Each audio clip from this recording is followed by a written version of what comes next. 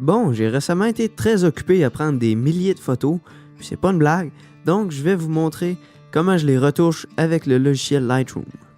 Première étape, prenez des photos en RAW.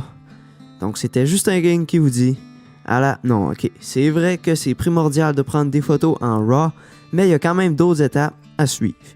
Ce que je vais vous montrer, c'est la manière dont moi je retouche mes photos, donc si vous n'aimez pas mes photos, vous pouvez vous en aller.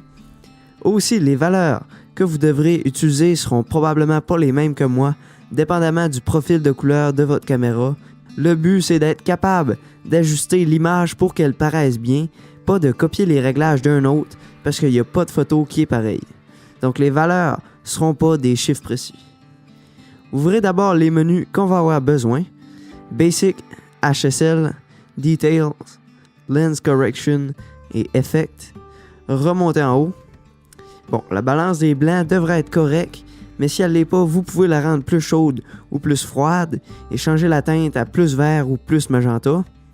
J'ajuste premièrement la plage dynamique ou la Dynamic Range en montant les ombrages et en descendant les points forts pour obtenir plus de détails, puis pour avoir plus d'informations à travailler avec.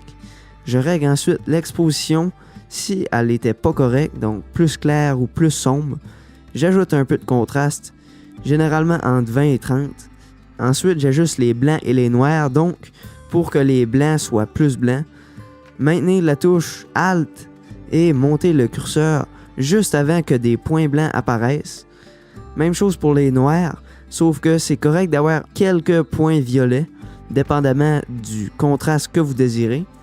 J'ajoute un peu de clarité, mais pas trop, pour pas que ça paraisse irréaliste. Les valeurs dépendent vraiment pour chaque photo.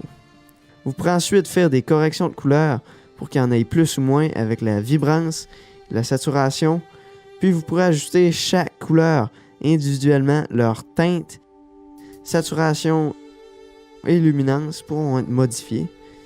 J'ajoute un peu de netteté de 50 à 70 à peu près, puis de la réduction de bruit d'image. Je corrige les erreurs de l'objectif, puis finalement j'ajoute une subtile vignette, généralement pas plus de -20.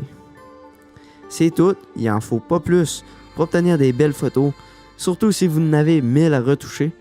Donc, merci de votre présence, puis si vous avez des questions, laissez-les en commentaire.